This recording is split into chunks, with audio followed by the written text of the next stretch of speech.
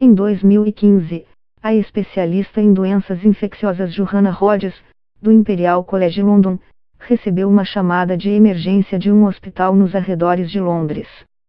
No hospital havia 2 pacientes infectados com um micro-organismo, mas não parecia algo muito sério, até que perceberam que o fungo havia se espalhado pelas paredes, pelos móveis e por toda a superfície do local, diz ela. O fungo era muito difícil de identificar porque ninguém sabia direito o que estava procurando. Me chamaram para que os ajudasse a entender como e por que ele estava se espalhando, diz Rhodes. Não sabemos qual a sua origem, mas ele foi descrito pela primeira vez em 2009, ao ser isolado após ter sido encontrado no canal auditivo de um paciente na Coreia do Sul, explica a especialista. Alguns anos mais tarde, ele apareceu no Japão e começaram a surgir surtos na Índia, na África do Sul, na Venezuela, na Colômbia, nos Estados Unidos, no Reino Unido e na Espanha. O nome do micro-organismo é parecido com o fungo Candida albicans, um dos principais causadores de candidíase, pois ambos são do mesmo gênero, Candida, mas são espécies bem diferentes. A candidíase por C. albicans é uma doença comum que pode afetar a pele, as unhas e órgãos genitais, e é fácil de tratar. Segundo o infectologista, é possível ser colonizado de forma passageira pelo C. auris na pele ou na mucosa sem ter problemas. O fungo apresenta risco real se contaminar a corrente sanguínea.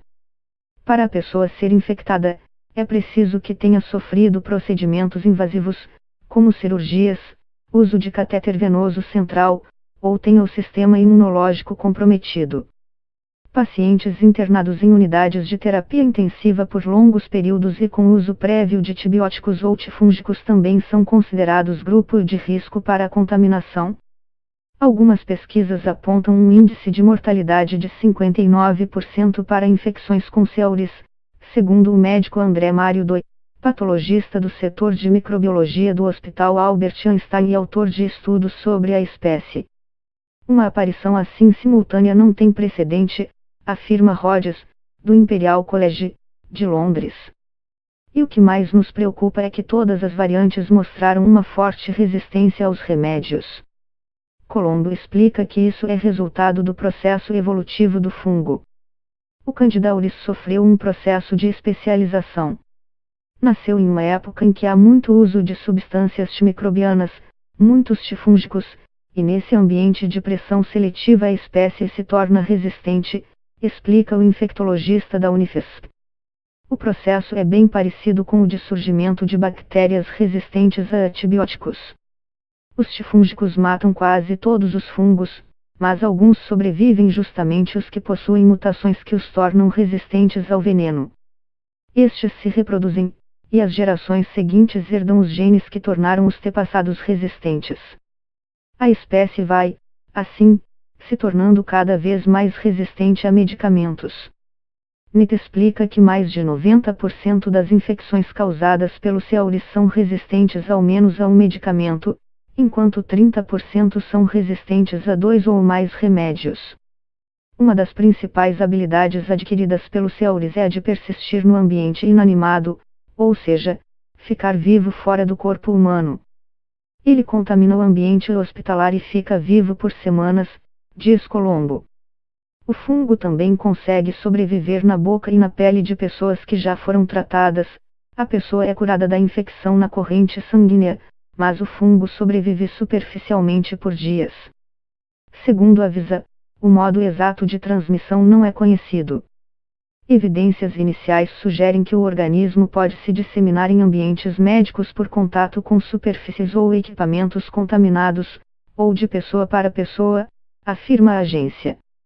No entanto, a experiência durante os surtos registrados aponta que o fungo pode contaminar substancialmente o ambiente de quartos de doentes colonizados ou infectados. A transmissão diretamente de artigos e equipamentos de assistência ao paciente, tais como estetoscópios, termômetros, esfigmomanômetros, entre outros, é um risco particular, porém isso não impede a transmissão através das mãos dos profissionais de saúde e as necessidades de higiene das mãos devem ser rigorosamente respeitadas. Os Estados Unidos tiveram um total de 537 casos de candidauris, a maioria em hospitais. Segundo o CDC, Centro de Controle de Doenças do ZEUA, quase metade dos pacientes que contraíram o fungo morreram em 90 dias.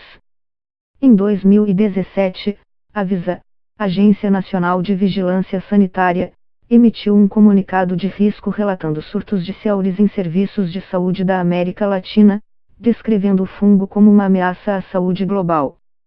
O país teve outros casos, alguns que não chegaram a ser oficialmente registrados, segundo Jaime Torres, chefe da seção de doenças infecciosas do Instituto de Medicina Tropical da Universidade Central da Venezuela.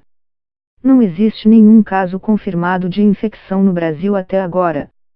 Mas como o fungo é difícil de identificar, isso não quer dizer que ele não tenha entrado no país. Com a globalização e o fato da doença sobreviver muito tempo em superfícies inanimadas, o risco da doença chegar ao Brasil é grande, alerta Alberto Colombo. Temos um sistema de vigilância muito preparado para detectar surtos de bactérias e vírus, mas não temos o mesmo sistema para detecção de fungos, afirma Colombo.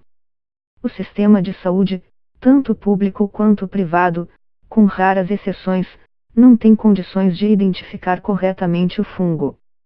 Uma pesquisa publicada em 2017 por Alessandro Pasqualotto, da Santa Casa de Misericórdia de Porto Alegre, analisou 130 laboratórios de centros médicos de referência na América Latina e descobriu que só 10% deles têm capacidade de detecção de doenças invasivas de fungos de acordo com padrões europeus.